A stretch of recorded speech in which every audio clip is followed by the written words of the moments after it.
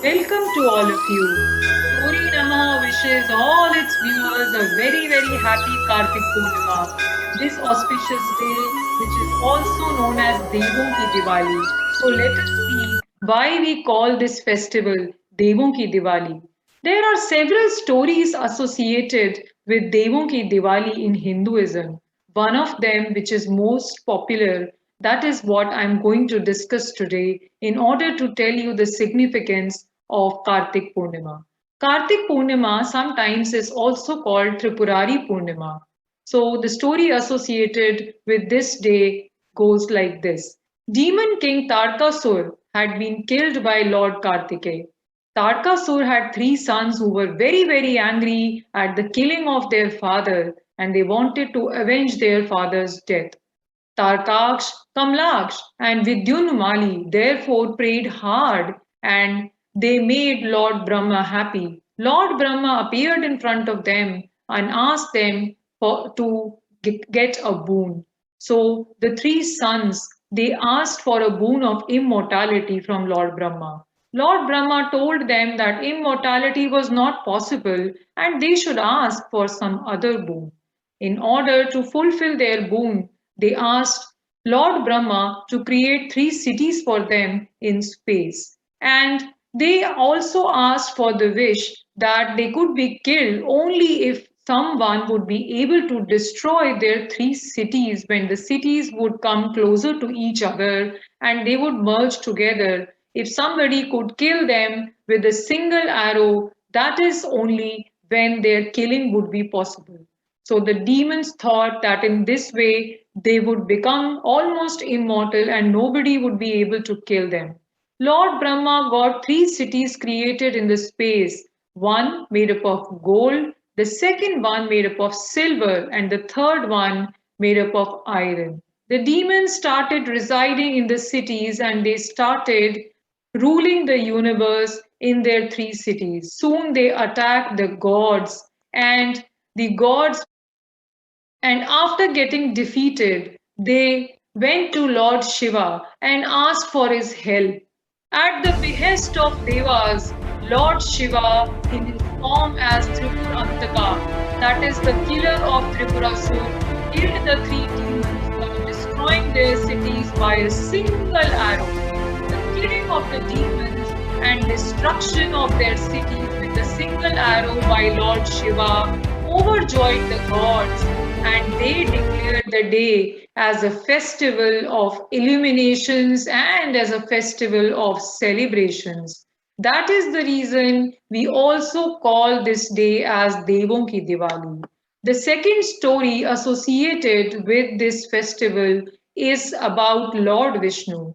Lord Vishnu took his first incarnation as the Matsya avatar to save the earth from the great deluge, that is, the time when flooding would occur and entire earth would get destroyed. And this day on which he took incarnation as the Matsya avatar is also known as Kartik Purnima.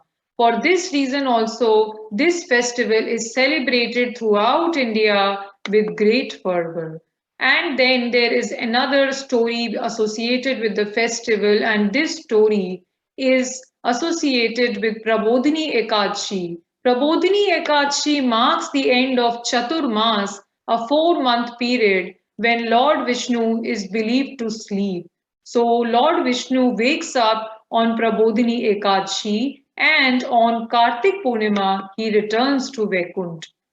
Story 4 associated with Kartik Purnima is the birthday of Vrinda, who was the personification of the Tulsi plant, and also it marks the birthday of Lord Kartikeya, who is the god of war and the son of Lord Shiva. So, as you can see, there are several stories associated with Kartik Purnima, and that is why this day is of great significance to all of us. Now, this festival is celebrated across entire India in different ways. In Pushkar, which is located in Rajasthan, a camel fair is organized and prayers to Lord Brahma are carried out in order to celebrate the festival. Also, ritual bath in the sacred Pushkar lake is carried out by the devotees for attaining salvation.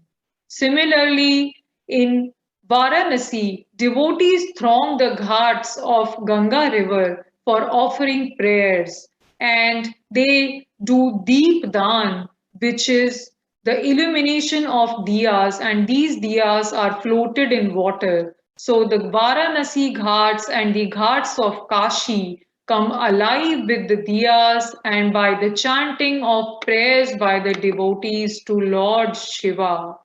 Then in Orissa, this festival is celebrated by the name of Boita Bandhana.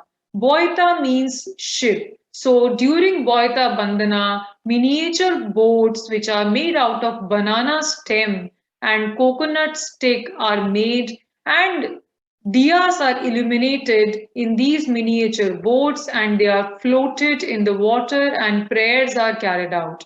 In South India, in Tamil Nadu, the festival is known as Kartika Deepam, and in Andhra Pradesh and Telangana as Kartik Deep Ratna. Diyas are lit by married women and floated in the Ganga river. Beautiful rangolis are made and fasting rituals are observed. A dip in the sacred Ganga is taken in order to worship the Lord. Also, in Mathura, which is located in Uttar Pradesh, people celebrate Chunari Manorath, which is a very interesting festival.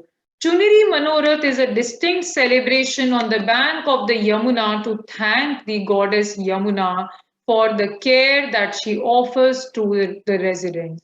In Assam, Kongali Bihu is celebrated. An earthen lamp is lit near the Tulsi plant, which is known as Tulsi Bheti. Prayers and worships are offered to the goddess for the well-being of the family and also for a good harvest of the crop. In Gujarat, also the festival is celebrated with great fervor. Shamlaji fair is held during the Kartik Purnima period for 2 weeks.